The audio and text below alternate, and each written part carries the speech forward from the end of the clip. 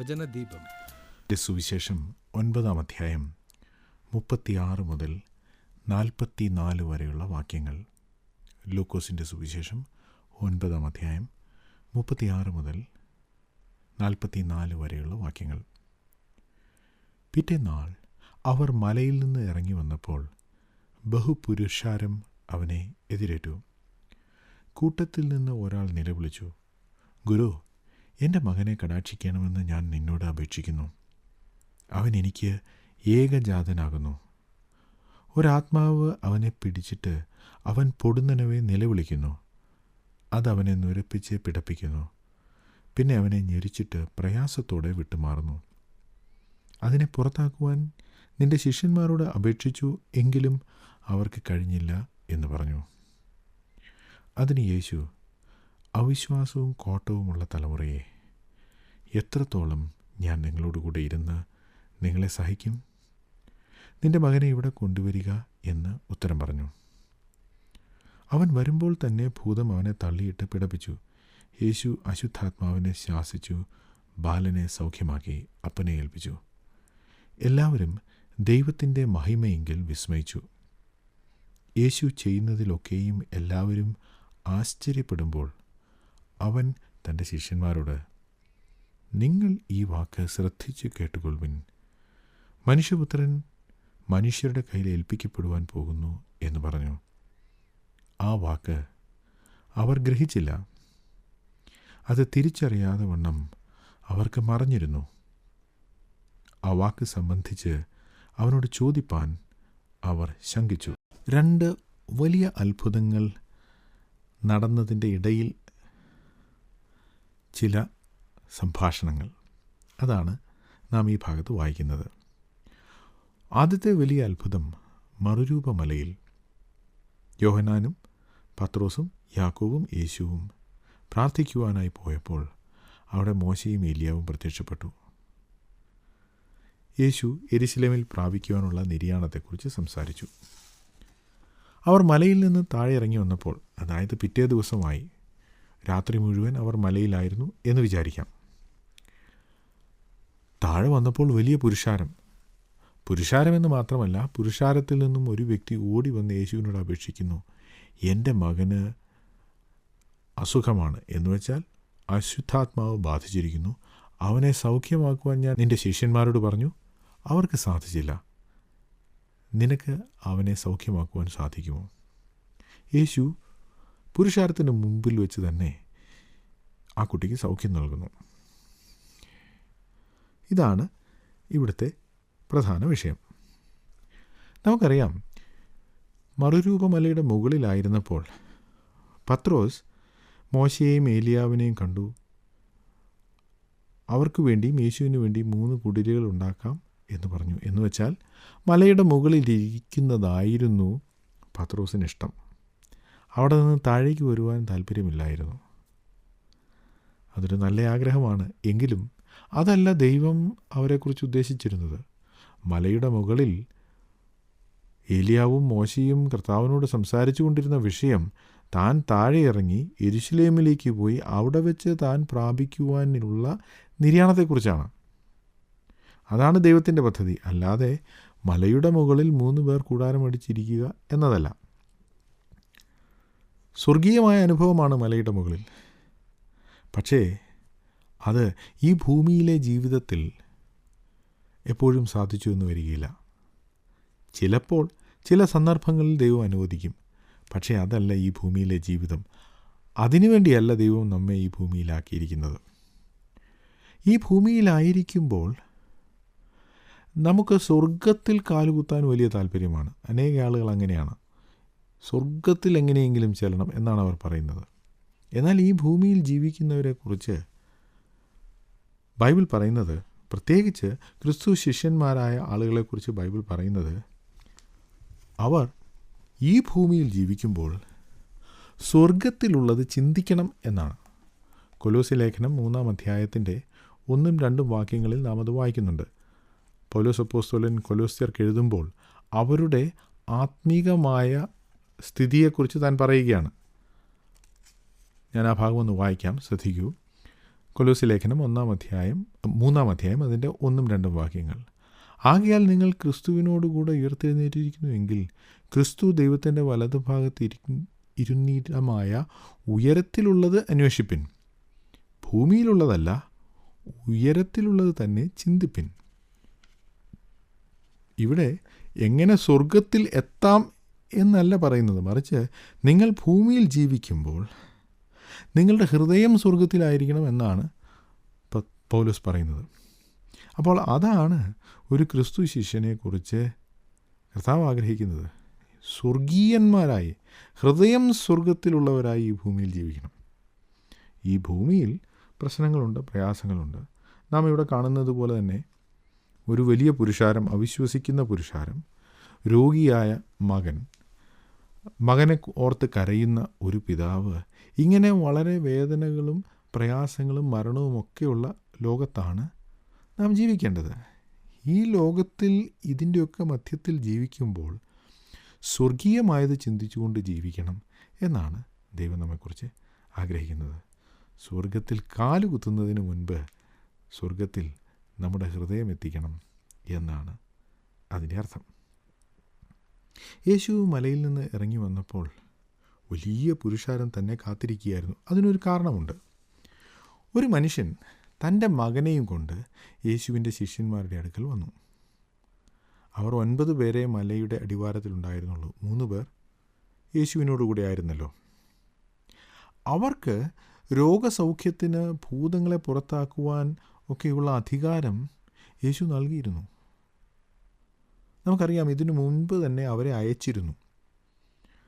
ആ അധികാരത്തോടുകൂടി അവർ പോയി അനേകരെ സൗഖ്യമാക്കിയതായി നാം വായിക്കുന്നുണ്ട്. എന്നാൽ ഇവിടെ ഒരു മനുഷ്യൻ തൻ്റെ രോഗിയായ മകനെയും കൊണ്ട്, അല്ലെങ്കിൽ അശുദ്ധാത്മാവ് ബാധിച്ച മകനെയും കൊണ്ട് ശിഷ്യന്മാരുടെ അടുക്കൽ വന്നു. പക്ഷേ അവർക്ക് ആ കുട്ടിയെ സൗഖ്യമാക്കാൻ കഴിഞ്ഞില്ല. മറ്റ് സുവിശേഷങ്ങൾ വായിക്കുമ്പോൾ, പ്രത്യേകിച്ച് മർക്കോസിൻ്റെ സുവിശേഷം നാം വായിക്കുമ്പോൾ, അവിടെ ശിഷ്യന്മാരും പരീശന്മാരും തമ്മിൽ ഒരു വാഗ്വാദമുണ്ടായി എന്ന് നമുക്ക് കാണുന്നുണ്ട്. അതിൻ്റെ അർത്ഥം പരീശന്മാരും ഭൂതങ്ങളെ പുറത്താക്കാൻ ശ്രമിച്ചു എന്നാണ്. മറ്റൊരവസരത്തിൽ പരീശന്മാർ യേശുവിനെ കുറ്റം പറഞ്ഞതായി നാം വായിക്കുന്നുണ്ട്. അവർ പറഞ്ഞ ആരോപണം ഇതായിരുന്നു: ഇവൻ ഭൂതങ്ങളുടെ തലവനായ ബേൽസബൂലിനെ കൊണ്ട് ഭൂതങ്ങളെ പുറത്താക്കുന്നു. ആ സമയത്ത് കർത്താവ് അവരോട് തിരിച്ചു ചോദിച്ച ഒരു ചോദ്യം: ഞാൻ ബേൽസബൂലിനെ കൊണ്ട് ഭൂതങ്ങളെ പുറത്താക്കുന്നു എന്ന് നിങ്ങൾ പറയുന്നുവെങ്കിൽ നിങ്ങളുടെ മക്കൾ പിന്നെ എങ്ങനെയാണ് ഭൂതങ്ങളെ പുറത്താക്കുന്നത്? അതിൻ്റെ അർത്ഥം പരീശന്മാരോ അവരുടെ മക്കളോ ഭൂതങ്ങളെ പുറത്താക്കാൻ ശ്രമിച്ചിരുന്നു. അപ്പോൾ അവർ ശ്രമിച്ചു, സാധിച്ചില്ല. പിന്നീട് ശിഷ്യന്മാർ ശ്രമിച്ചു, അവർക്കും സാധിച്ചില്ല. എന്തുകൊണ്ടാണ് ഇവർക്കിത് സാധിക്കാതിരുന്നത്? അതിൻ്റെ കാരണം യേശു പറയുന്നുണ്ട്. 40-ാം വാക്യത്തിൽ, അവിശ്വാസവും കോട്ടവുമുള്ള തലമുറയെ. അതിൻ്റെ കാരണം അവിശ്വാസമായിരുന്നു. എന്താണ് വിശ്വാസം? അല്ലെങ്കിൽ എന്താണ് അവിശ്വാസം? പലരും കരുതുന്നത് വിശ്വാസം എന്ന് പറഞ്ഞാൽ എന്നെക്കൊണ്ടത് സാധിക്കും എന്ന ആത്മവിശ്വാസം ആണെന്നാണ്. ഒരുപക്ഷെ അതുതന്നെയായിരുന്നു ശിഷ്യന്മാർക്കും പറ്റിയ അബദ്ധം. ഞങ്ങളിപ്പോൾ കുറേ നാളായി യേശുവിൻ്റെ കൂടെ നടക്കുന്നു. യേശു ഞങ്ങൾക്ക് ഭൂതങ്ങളെ പുറത്താക്കാൻ, രോഗികളെ സൗഖ്യമാക്കുവാനൊക്കെ അധികാരം തന്നു, ഞങ്ങളെ അയച്ചു. ഭൂതങ്ങൾ ഞങ്ങൾക്ക് കീഴടങ്ങുന്നുണ്ട്. അതുകൊണ്ട് ഭൂതങ്ങളെ പുറത്താക്കുക എന്നുള്ളത് ഞങ്ങളെക്കൊണ്ട് സാധിക്കുന്ന ഒരു കാര്യമാണ് എന്ന ഒരു വിശ്വാസം അവർക്കുണ്ടായിരുന്നു. പക്ഷേ ആ വിശ്വാസത്തെക്കുറിച്ചല്ല യേശു പറയുന്നത്. അത് വിശ്വാസമല്ല, അത് സ്വയത്തിലുള്ള ആശ്രയമാണ്, അല്ലെങ്കിൽ അതൊരു തരം അഹങ്കാരമാണ്. വിശ്വാസം അതല്ല. വിശ്വാസം എന്ന് വച്ചാൽ ദൈവത്താൽ അത് സാധിക്കും എന്ന് വിശ്വസിക്കുന്നതാണ് വിശ്വാസം. വിശ്വാസം കൂടാതെ ദൈവത്തെ പ്രസാദിപ്പിക്കാൻ കഴിയുകയില്ല എന്ന് നാം എബ്രായ ലേഖനത്തിൽ വായിക്കുന്നുണ്ട്. അതിൻ്റെ 6-ാം വാക്യത്തിൽ, എന്നാൽ വിശ്വാസം കൂടാതെ ദൈവത്തെ പ്രസാദിപ്പിക്കാൻ കഴിയുന്നതല്ല. ദൈവത്തിൻ്റെ അടുക്കൽ വരുന്നവൻ ദൈവമുണ്ട് എന്നും തന്നെ അന്വേഷിക്കുന്നവർക്ക് പ്രതിഫലം കൊടുക്കുന്നു എന്നും വിശ്വസിക്കേണ്ടതല്ലോ. അവിടെ എല്ലാ കാര്യങ്ങളും ദൈവത്തിൽ നിന്ന് ഉത്ഭവിക്കുന്നു, ദൈവമാണെല്ലാം ചെയ്യുന്നത് എന്നുള്ള വിശ്വാസമാണ്. അല്ലാതെ എനിക്ക് നല്ല പരിചയമുണ്ട്, എന്നെക്കൊണ്ടിത് സാധിക്കും എന്നതല്ല വിശ്വാസം. ദൈവത്തിൽ ആശ്രയിക്കുക, ദൈവമാണെല്ലാം ചെയ്യുന്നത് എന്ന് വിശ്വസിക്കുക. ആ വിശ്വാസമില്ലാതെ ദൈവത്തെ പ്രസാദിപ്പിക്കാൻ സാധിക്കുകയേയില്ല എന്നാണ് ബൈബിൾ പറയുന്നത്. ആ വിശ്വാസം ശിഷ്യന്മാർക്കില്ലായിരുന്നു. അവിടെ കൂടി നിന്ന പുരുഷാരത്തിനും അതില്ലായിരുന്നു. ഈ കുട്ടിയുടെ അപ്പനും അതില്ലായിരുന്നു. അയാളും സംശയിച്ചു എന്ന് നാം മറ്റു സുവിശേഷത്തിൽ വായിക്കുന്നുണ്ട്. എൻ്റെ അവിശ്വാസത്തിന് തുണ നിൽക്കണം എന്ന് അയാൾ പ്രാർത്ഥിക്കുന്നു. പക്ഷേ നാം ഓർക്കേണ്ട ഒരു കാര്യം, ഈ വ്യക്തിയുടെ വിശ്വാസം വളരെ പരിമിതമാണെങ്കിലും ആ വിശ്വാസത്തെ ദൈവം മാനിച്ചു. ആ കുട്ടിക്ക് സൗഖ്യം കൊടുത്തു. നിനക്ക് വിശ്വാസം കുറവാണ്, അതുകൊണ്ട് നിനക്ക് സൗഖ്യമില്ല, അല്ലെങ്കിൽ നിൻ്റെ മകന് സൗഖ്യമില്ല എന്ന് യേശു പറഞ്ഞില്ല. ആ കുട്ടിക്ക് സൗഖ്യം കൊടുത്തു. ഈ സൗഖ്യം കൊടുക്കുവാനായിട്ട് യേശു എന്താണ് പറഞ്ഞത്? അവനെ ഇവിടെ കൊണ്ടുവരിക എന്ന് പറഞ്ഞു. ആ കുട്ടിയെ യേശുവിൻ്റെ അടുക്കൽ കൊണ്ടുവന്നു. ഇന്ന് അനേകം മാതാപിതാക്കൾ അവരുടെ മക്കളെ ഓർത്ത് കരയുന്നുണ്ട്. പല കാരണങ്ങൾ കൊണ്ടാണത്. അവർ വളരെ ഓമനയായി വളർത്തിയ അവരുടെ മകൻ ഇന്നൊരു താന്തോന്നിയായി ജീവിക്കുന്നു. ജോലി ചെയ്യുന്നില്ല, പണം മുഴുവൻ ചൊലവാക്കുന്നു, ഒരു ഉത്തരവാദിത്വവുമില്ല, ദൈവബോധമില്ലാതെ ജീവിക്കുന്നു. അവനെ ഓർത്ത് കരയുന്ന മാതാപിതാക്കളുണ്ട്. അതുപോലെയുള്ള പെൺമക്കളുമുണ്ട്. മാതാപിതാക്കൾ വളരെ സ്നേഹത്തോടെ വളർത്തിക്കൊണ്ടുവന്ന മകൾ ഇന്ന് അവരെ അനുസരിക്കാതെ താന്തോന്നിയായി ജീവിക്കുന്നു. അവരെ ഓർത്ത് അവർ കരയുകയാണ്. മക്കൾ ഒരു പരിധിയിൽ കൂടുതൽ വളർന്നു കഴിഞ്ഞാൽ മാതാപിതാക്കൾക്ക് ഒന്നും ചെയ്യാൻ സാധിക്കില്ല. മാതാപിതാക്കൾക്ക് കരയാൻ മാത്രമേ കഴിയൂ. എന്നാൽ അങ്ങനെയുള്ള മാതാപിതാക്കൾക്കും ചെയ്യാൻ പറ്റുന്ന ഒരു കാര്യമുണ്ട്. അവരെ യേശുവിൻ്റെ അടുക്കൽ കൊണ്ടുവരിക. ഫിസിക്കലായി അവരെ പിടിച്ചുകൊണ്ട് പാസ്റ്ററുടെ അടുത്ത് കൊണ്ടുവരണമെന്നോ യേശുവിൻ്റെ അടുത്ത് കൊണ്ടുവരണമെന്നോ അല്ല ഞാൻ പറയുന്നത്. മറിച്ച് അവരെ ഓർത്ത് പ്രാർത്ഥിക്കുക. ദൈവത്തിന് മാറ്റം വരുത്താൻ കഴിയാത്ത ഒരു സാഹചര്യവുമില്ല. മാതാപിതാക്കൾ ജീവിച്ചിരിക്കുന്നിടത്തോളം കാലം മക്കൾക്ക് വേണ്ടി പ്രാർത്ഥിക്കുകയും അവർക്ക് വേണ്ടി പക്ഷപാതം ചെയ്യുകയും വേണം. ഈ പിതാവ് വളരെ കഷ്ടത്തിലായിരുന്നു. കാരണം അയാൾക്ക് ഏക മകനാണ്. ചെറുപ്പം മുതൽ അവന് ഈ അസുഖമാണ്. തീയിലും വെള്ളത്തിലും അവൻ വീഴുന്നു. അവൻ്റെ ജീവിതം എപ്പോഴും അപകടത്തിലാണ്. പക്ഷേ അയാൾ ഒരു കാര്യം ചെയ്തു. അവനെ യേശുവിൻ്റെ അടുക്കൽ കൊണ്ടുവന്നു. അതുകൊണ്ടാണ് അവൻ്റെ ജീവിതത്തിൽ സൗഖ്യമുണ്ടാകുവാൻ ഇടയായത്. ഇവിടെ ഈ അസുഖം എന്ന് പറയുന്നത്, അല്ലെങ്കിൽ അശുദ്ധാത്മാവ് ബാധിച്ചിരിക്കുന്നു എന്ന് പറഞ്ഞിരിക്കുന്നത് ഒരു എപ്പിലെപ്സിയുടെ ലക്ഷണമാണ്. ചുഴലി ദീനമെന്ന് നാം സാധാരണ പറയാറുണ്ടല്ലോ. ഇത് ശാരീരികമായും വൈകാരികമായും ഉണ്ടാകാവുന്ന ഒരസുഖമാണ്. മാത്രമല്ല ഇതൊരു അശുദ്ധാത്മാവാണ് എന്നിവിടെ വ്യക്തമായി പറഞ്ഞിട്ടുണ്ട്. നമ്മുടെ ജീവിതത്തിൽ നാം കാണുന്ന ചില അസുഖങ്ങൾ തികച്ചും ശാരീരികമാണ്, ചിലത് വൈകാരികമാണ്. എന്നാൽ മറ്റു ചിലവ പൈശാചികമായ ആക്രമണം കൊണ്ട് ഉണ്ടാകുന്നതാണ്. ഇത് തിരിച്ചറിയുവാൻ ആത്മീകമായ വിവേചന ശക്തി വളരെ ആവശ്യമാണ്. എന്ത് അസുഖം വന്നാലും ഉടൻ തന്നെ പിശാചാണ് എന്ന് പറഞ്ഞ് ഒരു കൺക്ലൂഷനിലേക്ക് എത്തുന്ന ആളുകളുണ്ട്. അതൊരല്പം അപകടമാണ്. എന്നാൽ ആത്മീകമായ വിവേചനം നമുക്ക് ആവശ്യം ആണ് താനും. പിശാചിന് മാത്രം യേശുവിൻ്റെ ശക്തിയിൽ ഒരു സംശയവുമില്ലായിരുന്നു. അവിടെ കൂടിയിരുന്ന പുരുഷാരത്തിന് അവിശ്വാസമുണ്ടായിരുന്നു, ശിഷ്യന്മാർക്ക് അവിശ്വാസമുണ്ടായിരുന്നു, ഈ കുട്ടിയുടെ അപ്പന് അവിശ്വാസമുണ്ടായിരുന്നു. എന്നാൽ അശുദ്ധാത്മാവിന് യേശു ആരാണെന്ന് അറിയാമായിരുന്നു. യേശു ആ കുട്ടിയെ അവിടെ കൊണ്ടുവരാൻ പറഞ്ഞ ഉടനെ അവൻ വീണ്ടും അവനെ പിടിച്ചിട്ട് പൊടുന്നവനെ അവനെ നുരപ്പിച്ചു, പിടപ്പിച്ചു എന്ന് നാം വായിക്കുന്നു. അതിൻ്റെ അർത്ഥം യേശു ആരാണെന്ന് അശുദ്ധാത്മാവിന് നന്നായി മനസ്സിലായി. യേശു വളരെ നീരസപ്പെട്ടിട്ടാണ് ഈ കുട്ടിക്ക് സൗഖ്യം നൽകിയത്. കാരണം തൻ്റെ പഠിപ്പിക്കലുകളെല്ലാം കേട്ടിട്ടും തൻ്റെ അത്ഭുതങ്ങളെല്ലാം കണ്ടിട്ടും യേശു പറയുന്ന കാര്യം വിശ്വസിക്കുവാനോ അനുസരിക്കുവാനോ പുരുഷാരത്തിനോ ശിഷ്യന്മാർക്കോ കഴിയുന്നില്ല. ശിഷ്യന്മാർ യേശുവിനോട് കൂടെ ഉണ്ടായിരുന്നവരാണ്. താൻ മറുരൂപമലയിലായിരുന്നു. അവിടെ വെച്ച് മോശയും ഏലിയാവും പറഞ്ഞതും അവർ കേട്ടതാണ്. അതിനു മുൻപും അതിന് ശേഷവും യേശു തൻ്റെ മരണത്തെക്കുറിച്ച് പറഞ്ഞതും ശിഷ്യന്മാർ കേട്ടതാണ്. മലയിൽ കയറാതെ താഴെ നിന്ന ശിഷ്യന്മാരും ഇതൊക്കെ കേട്ടതാണ്. യേശുവിനോട് കൂടെ ജീവിച്ച് യേശു പറഞ്ഞത് മുഴുവൻ കേട്ട് അത്ഭുതങ്ങൾ മുഴുവൻ കണ്ടതിന് ശേഷവും യേശു എന്താണ് ചെയ്യാൻ പോകുന്നത്, എന്താണ് ദൈവത്തിൻ്റെ പദ്ധതി എന്ന കാര്യം ശിഷ്യന്മാർക്ക് മനസ്സിലായില്ല.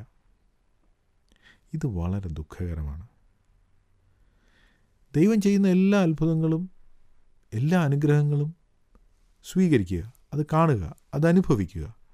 എന്നാൽ ദൈവത്തിൻ്റെ മനസ്സ്, ദൈവത്തിൻ്റെ പദ്ധതി എന്താണെന്ന് മനസ്സിലാകാതിരിക്കുക എന്നത് വളരെ ദുഃഖകരമായൊരു കാര്യമാണ്. യേശു ഇവിടെ വിശ്വാസവും കോട്ടവുമുള്ള തലമുറ എന്ന് പറയുന്നത് ആവർത്തന പുസ്തകത്തിൽ മോശ 32-ാം അധ്യായത്തിൽ ഇസ്രായേൽ മക്കളെക്കുറിച്ച് പറഞ്ഞതാണ്. 40 വർഷം ദൈവം അവരോട് ചെയ്ത എല്ലാ അനുഗ്രഹങ്ങളും ചെയ്ത എല്ലാ അത്ഭുതങ്ങളും കണ്ട ആ ജാതി, അവർ ദൈവത്തെ വിശ്വസിച്ചില്ല, ദൈവത്തിൻ്റെ വാക്ക് അനുസരിച്ചില്ല, ദൈവത്തിൻ്റെ നന്മകൾ ഓർത്തില്ല. അതുകൊണ്ട് മോശ അവരെ വക്രതയുള്ള കോട്ടമുള്ള തലമുറ എന്ന് വിളിച്ചിരിക്കുകയാണ്. ഇവിടെ അത് തന്നെയാണ് സംഭവിക്കുന്നത്. മറുരൂപമലയിൽ മോശയും ഏലിയാവും വന്ന് ഇനി എന്താണ് സംഭവിക്കാൻ പോകുന്നതെന്ന് പറഞ്ഞതാണ് ശിഷ്യന്മാരുടെ മുമ്പിൽ വെച്ച്. എന്നിട്ടും അവർക്കത് മനസ്സിലായില്ല. അവർക്ക് ഈ ഭൂമിയിൽ ആശ്ചര്യകരമായ ചില കാര്യങ്ങൾ ചെയ്യുക, അങ്ങനെ പൊതുജനത്തിൻ്റെ കയ്യടി വാങ്ങുക, ഇതായിരുന്നു അവരുടെ ലക്ഷ്യം. അതുകൊണ്ടാണ് യേശുവും മറ്റ് 3 ശിഷ്യന്മാരും ഇല്ലായിരുന്നപ്പോഴും അവർ സൗഖ്യം കൊടുക്കാൻ ശ്രമിച്ചു. സാധിക്കാഞ്ഞതുകൊണ്ട് അവർക്കൊരല്പം ജാള്യതയുണ്ട്. യേശു അവന് സൗഖ്യം വരുത്തി കഴിഞ്ഞപ്പോൾ നാം അവിടെ വായിക്കുന്നത്, യേശു ചെയ്യുന്നതിലൊക്കെയും എല്ലാവരും ആശ്ചര്യപ്പെടുമ്പോൾ അവൻ തൻ്റെ ശിഷ്യന്മാരോട്,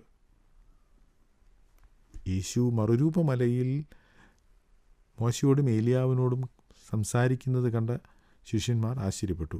താഴെ വന്ന് വലിയൊരു പുരുഷാരത്തിൻ്റെ മുമ്പിൽ വെച്ച് അശുദ്ധാത്മാവ് ബാധിച്ച ഒരു ബാലന് സൗഖ്യം കൊടുക്കുന്നത് എല്ലാവരും കണ്ടു. അവൻ്റെ അസുഖം എന്താണെന്ന് എല്ലാവരും കണ്ടു. സൗഖ്യം കൊടുത്തപ്പോൾ എന്ത് അസുഖത്തിൽ നിന്നാണ് അവന് വിടുതൽ ലഭിച്ചതെന്ന് അവർക്ക് മനസ്സിലായി. വലിയൊരു അത്ഭുതമാണ്. പക്ഷേ എന്നിട്ടും അവർ അതിൽ ആശ്ചര്യപ്പെട്ട് നിൽക്കുകയാണ്, അല്ലാതെ ദൈവത്തിൻ്റെ പദ്ധതി എന്താണെന്ന് മനസ്സിലാക്കുവാൻ അവർക്ക് കഴിയുന്നില്ല.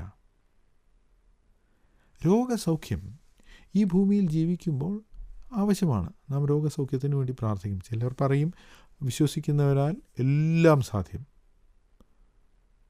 അതിൻ്റെ അർത്ഥം വിശ്വാസമുണ്ടെങ്കിൽ എന്തും ചെയ്യാമെന്നല്ല, മറിച്ച് ദൈവഹിതപ്രകാരമുള്ള കാര്യങ്ങൾ ചെയ്യാൻ സാധിക്കുമെന്ന് തന്നെയാണ് അതിൻ്റെ അർത്ഥം, അല്ലാതെ എന്തും ചെയ്യാമെന്നല്ല. വിശ്വസിക്കുന്നവനാൽ എല്ലാം സാധ്യമായിരുന്നെങ്കിൽ യേശു ക്രൂശിലെ മരണം ഒഴിവാക്കിയേനെ. അത് ദൈവഹിതമല്ലല്ലോ. അതുകൊണ്ടാണ് യേശു അതൊഴിവാക്കാതെ ക്രൂശിൽ മരിക്കുവാനായി തയ്യാറായത്. അപ്പോൾ വിശ്വസിക്കുന്നവനാൽ എല്ലാം സാധ്യം എന്ന വാക്യം എടുത്ത് എന്തു പ്രാർത്ഥിച്ചാലും സാധിക്കും എന്ന് പറയരുത്. ദൈവഹിതപ്രകാരമുള്ള കാര്യങ്ങൾ മാത്രമേ സാധിക്കുകയുള്ളൂ. പിന്നെ ചിലപ്പോൾ നമ്മുടെ ഹിതം ദൈവഹിതമാണെന്ന് നാം വാശി പിടിക്കും. അത് ശരിയല്ല. ദൈവത്തിൻ്റെ ഹിതം എന്താണെന്ന് നാം മനസ്സിലാക്കി അതിന് കീഴ്പ്പെട്ടിരിക്കുവാൻ നാം തയ്യാറാകണം. യേശു അത്ഭുതം ചെയ്യുമ്പോൾ ആളുകൾ ആശ്ചര്യപ്പെടുന്നു, വലിയ കയ്യടി ഉണ്ടാകുന്നു. പക്ഷേ നിങ്ങൾ ഓർത്തിരിക്കേണ്ട ഒരു കാര്യം, ഈ ഭൂമിയിൽ ഒരാൾക്ക് രോഗസൗഖ്യം ലഭിക്കുമ്പോൾ സ്വർഗത്തിൽ സന്തോഷമൊന്നും ഉണ്ടാകുന്നില്ല. കർത്താവ് ഒരിക്കലും അതിനെക്കുറിച്ച് പറഞ്ഞിട്ടില്ല. എന്നാൽ ഒരു പാപി മാനസാന്തരപ്പെടുമ്പോൾ സ്വർഗത്തിൽ സന്തോഷമുണ്ടാകും, ദൂതന്മാർ സന്തോഷിക്കുമെന്ന് വായിക്കുന്നുണ്ട്. അതിൻ്റെ കാരണം എന്താ? ഭൂമിയിൽ വെച്ച് ലഭിക്കുന്ന രോഗസൗഖ്യം താൽക്കാലികമാണ്. ഈ ഭൂമി കൊണ്ട് അവസാനിക്കുന്നതാണ്, മരണത്തോടെ തീരുന്നതാണ് എല്ലാം. എന്നാൽ ഒരു പാപി മാനസാന്തരപ്പെട്ടാൽ സ്വർഗത്തിൽ വലിയ സന്തോഷമുണ്ടാകും. അതുകൊണ്ട് നമ്മുടെ ശുശ്രൂഷയിൽ നാം ഏറ്റവും അധികം ശ്രദ്ധിക്കേണ്ട കാര്യം അതാണ്. ഭൗതികമായ നന്മകൾ, ഈ ലോകത്തിൽ മാത്രം ലഭിക്കുന്ന അനുഗ്രഹങ്ങൾ, അതിലായിരിക്കരുത് നമ്മുടെ ശ്രദ്ധ. മറിച്ച് നിത്യതയോളം നിലനിൽക്കുന്ന ഫലങ്ങൾക്ക് വേണ്ടി വേണം നാം പ്രവർത്തിക്കുവാൻ. അതിനുവേണ്ടിയായിരിക്കണം നമ്മുടെ ശുശ്രൂഷകൾ. അത്ഭുതങ്ങൾ കണ്ട് ആശ്ചര്യപ്പെട്ട് നിന്ന ആളുകളുടെ മധ്യത്തിൽ യേശു തൻ്റെ ശിഷ്യന്മാരോട് പറയുന്നത്, നിങ്ങൾ ഈ വാക്ക് ശ്രദ്ധിച്ച് കേട്ടുകൊള്ളുവിൻ, മനുഷ്യപുത്രൻ മനുഷ്യരുടെ കയ്യിൽ ഏൽപ്പിക്കപ്പെടുവാൻ പോകുന്നു എന്ന് പറഞ്ഞു. ആ വാക്ക് അവർ ഗ്രഹിച്ചില്ല. അത് തിരിച്ചറിയാതെ വണ്ണം അവർക്ക് മറഞ്ഞിരുന്നു. ആ വാക്ക് സംബന്ധിച്ച് അവനോട് ചോദിപ്പാൻ അവർ ശങ്കിച്ചു. വലിയ അത്ഭുതങ്ങളും അടയാളങ്ങളും കണ്ടു അതിശയിച്ച് നിൽക്കുകയാണ്. ആളുകളുടെ മുമ്പിൽ വലിയ കാര്യം നടന്നു. പക്ഷേ യേശു പറയുന്നത്, ഇത് കണ്ട് നിങ്ങളുടെ കണ്ണ് മഞ്ഞളിച്ച് പോകരുത്. ദൈവം എന്നെക്കുറിച്ച് ഉദ്ദേശിക്കുന്ന കാര്യം ചെയ്യുക, അതാണ് ഏറ്റവും പ്രധാനം. ദൈവം എന്നെ ഭൂമിയിലേക്ക് അയച്ചിരിക്കുന്നതിനൊരു ഉദ്ദേശമുണ്ട്. അത് നിവർത്തിക്കുവാൻ വേണ്ടിയാണ് ഞാൻ വന്നിരിക്കുന്നത്. അതാണ് പ്രാഥമികമായ കാര്യം. നിങ്ങളത് മനസ്സിലാക്കണം. പക്ഷേ നമ്മുടെ വായിക്കുന്നത്, ശിഷ്യന്മാർക്ക് അത് മനസ്സിലായില്ല, അതവർക്ക് മറഞ്ഞിരുന്നു. എന്താണ് കാരണം? യേശു പ്രാർത്ഥിക്കുവാൻ വേണ്ടി എല്ലാവരെയും കൊണ്ടുപോയില്ല, ചിലരെ കൊണ്ടുപോയി. പക്ഷെ അവർക്കും യേശു എന്താ ചെയ്യാൻ പോകുന്നത്, ദൈവത്തിൻ്റെ പദ്ധതി എന്താണെന്ന് മനസ്സിലായില്ല. കാരണം അവർക്ക് ദൈവത്തിൻ്റെ ഹൃദയം എന്താണെന്ന് മനസ്സിലായില്ല. കൊരിന്ത്യർ ലേഖനത്തിൽ നാം ഇങ്ങനെ വായിക്കുന്നു, മനുഷ്യനിലുള്ളത് മനുഷ്യൻ്റെ ആത്മാവ് അറിയുന്നു, ദൈവത്തിലുള്ളത് ദൈവത്തിൻ്റെ ആത്മാവ് അറിയുന്നു. ഇതാണ് വ്യത്യാസം. പെന്തിക്കോസ്ത് നാളിൽ പരിശുദ്ധാത്മാവ് വന്നപ്പോൾ ശിഷ്യന്മാർക്ക് ഈ കാര്യങ്ങളെല്ലാം മനസ്സിലായി. നാം കഴിഞ്ഞ ആഴ്ച കേട്ടതാണ്, പൗലോസ് മറുരൂപമലയിൽ താൻ പറയുന്നത് ഇന്നതെന്നറിയാതെ 3 കൂടാരം ഉണ്ടാക്കാൻ യേശുവിനോട് ആവശ്യപ്പെടുകയാണ്. എന്നാൽ വർഷങ്ങൾക്ക് ശേഷം പരിശുദ്ധാത്മാവ് വന്ന് തൻ്റെ ഹൃദയദൃഷ്ടി പ്രകാശിപ്പിക്കപ്പെട്ട ശേഷം എന്താണ് പത്രോസ് പറയുന്നത്? ഞങ്ങൾ മഹിമ കണ്ട സാക്ഷികൾ. അവന് പിതാവായ ദൈവത്തിൽ നിന്ന് തേജസ്സും ബഹുമാനവും ലഭിച്ചത് ഞങ്ങൾ കണ്ടതാണ്. ദൈവം അവനെ ബഹുമാനിച്ച് ഞങ്ങൾ കണ്ടതാണ്. മറുരൂപമലയിൽ പത്രോസിനത് മനസ്സിലായില്ല. എന്നാൽ പരിശുദ്ധാത്മാവ് തൻ്റെ ഉള്ളിൽ വന്നപ്പോൾ പരിശുദ്ധാത്മാവ് തന്നെ എല്ലാ സത്യത്തിലും വഴി നടത്തി. പരിശുദ്ധാത്മാവ് നമ്മുടെ ഉള്ളിൽ വന്നാൽ ദൈവത്തിൻ്റെ ഹൃദയം അത് നമുക്ക് മനസ്സിലാകണം. അതാണ് ഏറ്റവും പ്രധാനം. പുറമേ ആശ്ചര്യജനകമായ കാര്യങ്ങളൊക്കെ നടന്നാൽ ആളുകൾ കൈയടിക്കും. ആളുകൾ നമ്മെ കണ്ട് അവർ വിചാരിക്കും വലിയ ആളുകൾ. പക്ഷേ അതല്ല നമ്മെക്കുറിച്ച് ദൈവം ഉദ്ദേശിക്കുന്നത്. ദൈവത്തിൻ്റെ പദ്ധതി എന്താണെന്ന് നാം മനസ്സിലാക്കണം. അതിനുള്ള ആത്മീക വിവേചന ശക്തി നമുക്കുണ്ടാകണം. അത് ശിഷ്യന്മാർക്കുണ്ടായത് പരിശുദ്ധാത്മാവ് ഉള്ളിൽ വന്നപ്പോഴാണ്. ഇന്ന് പരിശുദ്ധാത്മാവ് ഉള്ളിലുള്ള വിശ്വാസികൾ ആത്മീക വിവേചന ശക്തിയുള്ളവരായി ദൈവം നമ്മിലൂടെ ചെയ്യുന്നത് എന്താണെന്ന് മനസ്സിലാക്കി തൻ്റെ വഴികൾക്ക് കീഴടങ്ങിയിരിക്കുവാൻ ഇടയാകണം. അതിനായി ദൈവം നമ്മെ സഹായിക്കട്ടെ.